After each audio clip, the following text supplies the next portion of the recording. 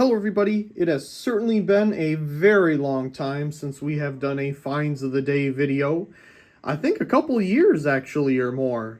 But to be honest, I haven't really found a good amount of items to put in a Finds of the Day video. Usually when I go out to the restore, thrift store, wherever it may be, I find one or two items at a time. I don't really find a whole bunch at once anymore like I used to when I did the Finds of the Day videos. But today, I finally have a grocery bag size amount of items here to share with all of you. So I thought it would definitely be appropriate to do a Finds of the Day video. So let's go ahead and see what we got here. So these all came from the exact same restore. I put it all in this bag that they provided for me because I didn't have anything else to put it in. And as you can see, it's about 3/4 of the way full. So we'll go right ahead and start taking a look. Here we have a Fight Electric 30 watt R20 incandescent flood bulb. What piqued my interest about this one is the fact that it is crystal clear with a silver coating. A lot of R20 floodlight bulbs have the frosted coating on them, and it's not too often you see a perfectly clear version like this, other than heat lamps and things like that, like reptile lamps and things. They'll come in a silver coating, clear like this, but not for general use. Now GE, they might still today put out a silvery version like this, but it's still frosted to an extent. It's not perfectly clear like this one, where you can see the filament inside. Also, it has a red etch, long life, 120 volt. Same information here on the bottom. So that's pretty cool. Definitely has some use on it. Thinking of flood bulbs, here's another director bulb. I recently did a video on some brand new 60 watt ones, and one of them went up in smoke. So here's a 75 watt version. I believe I have a 100 watt version on the channel somewhere as well. No idea if it works or not. All these bulbs that don't have labels on them were 50 cents a piece. So for 50 cents, it's a good example of a bulb, even if it doesn't exactly work. Okay, we have some, I believe, G25 size globe bulbs here. These have a very interesting satin finish on them. And as you can see, they're GE 40 watt. Very interesting. I'm sure they have a C-shaped filament inside. And here's a second one right here. This one has the same etch on it, same nice satin finish. And as you can tell, if we compare it here to the whiteness of the director bulb, it definitely is a little darker, kind of on the older looking side. So I bet they're pretty neat when they're lit up. I've seen bulbs like this in a smaller size, especially like the I think they call them G40 even though they're so small, a G16, things like that in this finish, but not necessarily a bigger one like this. I'm sure the big G40s also came like that at one point in time. Okay, now we're getting to some colored ones here. Here's a lovely little Sylvania 15 watt, 130 volt group replacement sign bulb, or display or carnival bulb, whatever you'd like to call it. It's a very light yellow coating. As you can see, it's unfortunately starting to come off. We do have a nice brass base though. It doesn't look like there's many hours on this bulb, and if it was burned base down, because the filament doesn't look to be crystallizing like older incandescent bulbs get when they've been used for some time. Also interesting to note is that this is an A15 shape instead of an S14 shape, which is more common for sign bulbs. So that's interesting. Of course, this is probably my favorite right here. Look, it's a T-shaped T19 bug away bulb. Again, no idea if it works, but you know what? Just look at that. If this was candy, I bet it would taste amazing, because this is... Oh, I have another one like this that's a 100 watt version, but finding another one, these are so cool. T-shaped, colored. Oh, lovely. I love this. That is such a great find.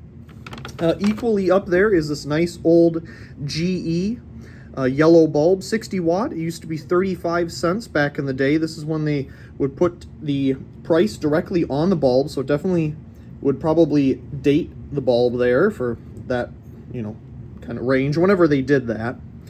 Very nice yellow coating. Looks very much like the 150 watt version that I found a while back. Very nice etch there. Again, no idea if it works, but for 50 cents, why not pick it up? It's a beautiful older bulb. Okay, here we have a Philips Cool White circle line bulb. Whenever I find these for a decent price, I pick them up, mostly because it's just getting so hard to find these, especially older ones. You can still get brand new ones at the store and even LED replacement versions.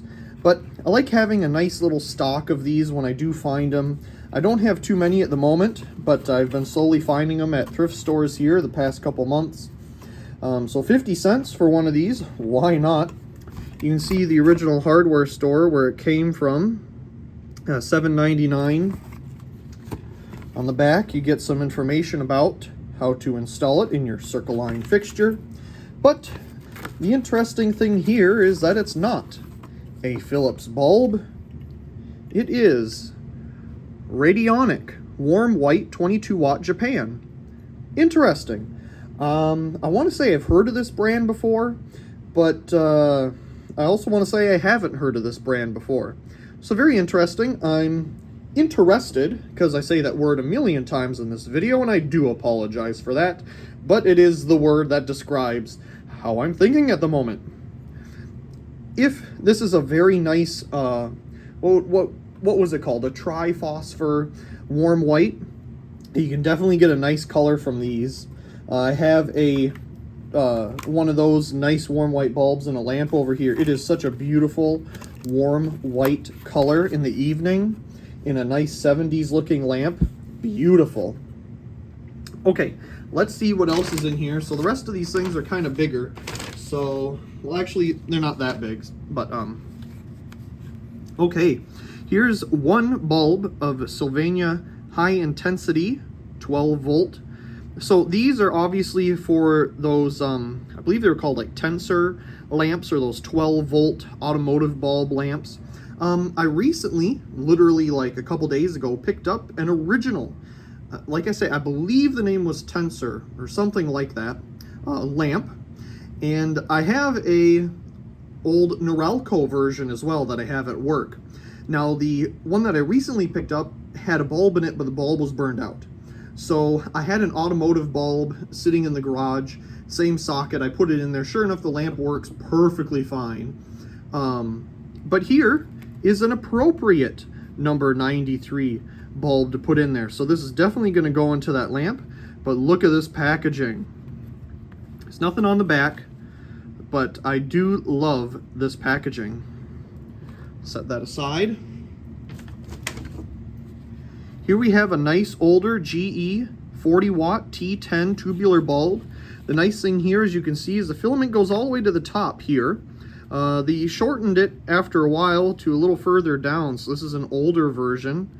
Again, where the filament goes up all the way, and it has the etch there on the top. Very nice. I normally wouldn't pick things up like this, but being an older one, that's definitely cool. Definitely want to pick that up. Okay, let's see what we got next here. Ooh, this is pretty cool. Panasonic warm color. Well, you can tell just by taking a glance at it, it's a preheat CFL, most definitely. So, front of the packaging here, lasts 9 times longer than ordinary light bulbs. There's its features. The other side, nothing on the bottom. Here's the top of the packaging. Light capsule. Has the carton in here still. Here's the bulb itself. It doesn't appear to have any use on it. Panasonic. I've come across a couple of these in the globe version, and I have one of them in use in a lamp in my bedroom actually. Works really well. Being a full mercury lamp, it's at full brightness as soon as it turns on. Being preheat, it's wonderful to watch. So this is pretty cool. Obviously GE had the same type of design for these for a while. Another thing that I noticed in here, obviously the bottom carton is still there, is there's these pamphlets. I didn't take a look at them while we were there, but it looks like a rebate that you could set into Puget Sound Energy, PSE, our electric company, gas company around here, Puget Power. I wonder if they've since changed their name from what it used to be, Puget Power back in the day, to PSE or Puget Sound Electric or whatever. Maybe it's a different utility altogether for all I know. I mean, it does have a Bellevue address on it. So let's put that back in here, if we can, without ruining it, because it is part of its history. Put that back in there. Oh, I love this packaging. Whenever I come across these bulbs, especially with this packaging, you know, its original packaging, picking it up right then and there. That's awesome. Gonna go on display for sure. Again, 50 cents. Can't go wrong there. Okay, let's see what else we have in here. There's a handful of these little guys, and I've shown these before on the channel. They're little Westinghouse, they kind of look like a star or something. There they are. I think I've done a video on these already. It's like they melted glass on top of a Christmas bulb, and it's decorative. So they had a couple more this time, 3 of them. Again, for 50 cents a piece. Why not?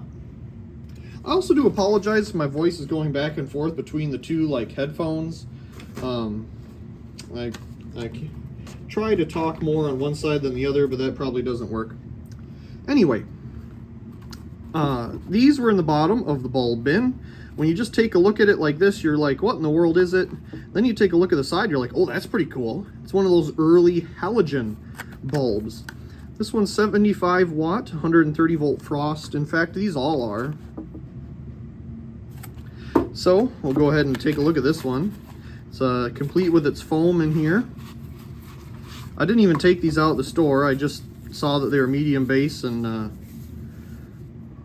sure enough, there we go. Definitely has some weight to it with the ceramic base here, but you can kind of see the halogen capsule inside. Now, I'm not entirely sure if these were something when halogen was first coming around for medium base applications, or if these were just for specialty applications where you need a smaller size bulb but with a medium base. I'm guessing the what would you say, the latter of those two is probably the case, the second option there being that these are so small, I'm sure they get incredibly hot. So probably for special applications versus traditional home lighting.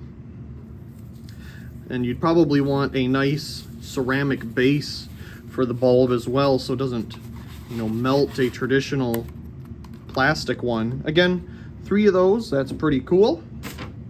Oh, we still got some things in here. Okay, this one was in pieces in their boxes of bulbs, so I had to kind of piece it together. It's an Abco 13 watt PL bulb. I have a whole bunch of these, but just the fact that it's with its original package is pretty cool. So the bulb was separate, the plastic's coming apart. There's the glue just isn't working anymore. So there's the bulb. Not entirely sure who may have originally made it. Maybe Sylvania, judging by the top there, or Osram. Either way, I do like this packaging. They use the same style of packaging for their PL adapters for a while. This one was 25 cents. Again, can't go wrong there. So very nice packaging. Let's see, what else do we got? Oh, I suppose on the topic of PL bulbs, this is an interesting one. A 10 watt PL bulb. What in the world is even that? So 10 watt, I suppose, what are you supposed to do? Put this in a 13 watt fixture? Or is it really 10 watts and it's something that came here from another country? I don't know. I just thought it was neat, so I picked it up. Now I do note, okay, yes, it is different. As you can see, the pins are not right across from each other like a traditional 13 watt PL bulb. See how they're right across, and there's the two things here that hold the bulb in place. Here there's just one, and they're staggered. So it does go with a specific fixture. And I do want to say this tube looks a little shorter than a traditional 13 watt quad tube, and definitely taller than a 9 watt. So very interesting. Can't say I've ever seen a 10 watt PL bulb before, but like I said, it could be something from another country that has ended up over here in America. Well, we're not done yet. We have a couple things left. This was not 50 cents, it was $2. It's in pretty rough shape. The packaging here, when I first saw it on the shelf, I thought it was high pressure sodium, judging by only seeing this much of the packaging. But then I saw metal arc and I was like, oh, that's interesting. Sure enough, it's a 400 watt metal halide flood bulb. You put it in a floodlight if you want. But metal halide bulb. It's not position oriented. I believe it must be universal burn. It doesn't necessarily say on here. I'm sure it does somewhere, and I just, you know what, it would say it in the code up here, wouldn't it? Yeah, U, so it must be universal burn.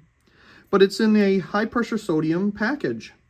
That's pretty cool. I have seen these online, have not seen one in person, but as a display piece or even for use, that's pretty cool. Put that back in its package here. I wonder if these were designed for specific use, like a fixture that is much smaller than what could accommodate a traditional, what would it be, a BT 3738, you know, size bulb. They make, you know, the short ones too that are 400 watts in the BT 28 shape. I mean, that might work too, but this is even obviously a smaller diameter. What does it say there? We looked at it for a second. ET18. So that's pretty neat. Okay, now we're done with bulbs. We just got some odds and ends in here. I picked up a outdoor electrical box, $3. Hey, I can always use these things, especially with the fixtures I find. I love using these boxes. You can just mount your floodlight on here with the cover, and you know what? It's portable. How? Well, it already has a hole here, so you just put a hook on the wall if you want to put it up for a party or something, and you just hang it up. Or if it's a heavier fixture, you just screw it to a pole outside or a tree or whatever, you know, your venue is at. These boxes are so universal. I love them. So if I can ever find them for a little cheaper price than Home Depot, Lowe's, why not pick it up? Okay, now this thing was interesting. I'm sure you've all seen, you know, a plug to bulb adapter, but look, it's a plug to bulb adapter with outlets on the side. Now, this style of adapter is usually found, you know, as a screw-in adapter. So you can screw it into your light socket on the ceiling, get some additional outlets, and a place to put your bulb, of course. This is just an old two-prong adapter that was in the top there. What does it say on it? Meter? Interesting. This was $1. Obviously, it's been sitting around for a while. Look at that date. But I decided to walk over to the electrical section, which usually at this particular store doesn't have anything too amazing to look at. And just decided to take a look. And sure enough, here we go. I mean, here, you can convert it. There we go. That's a style adapter you usually find these things in. Medium base, and 2 plugs. But now you can plug it into the wall. How safe is that? Probably not really, but definitely unique for $1. And last but not least, I picked up one of these old clip lamps. Now for me, personally, because I like finding a real cheap bargain, $5 is a little much. That's still a good deal, really, though. But when I find these older clip lights with this style of shade, I gotta pick them up. Even if they're beat up like this, they have character. I use them throughout the house for accent lighting behind objects, or even in the garage to accent an area. They're fantastic for that. And their older design is like, that's great. So, this all, believe it or not, I'm going to take the camera off the tripod here, so bear with me.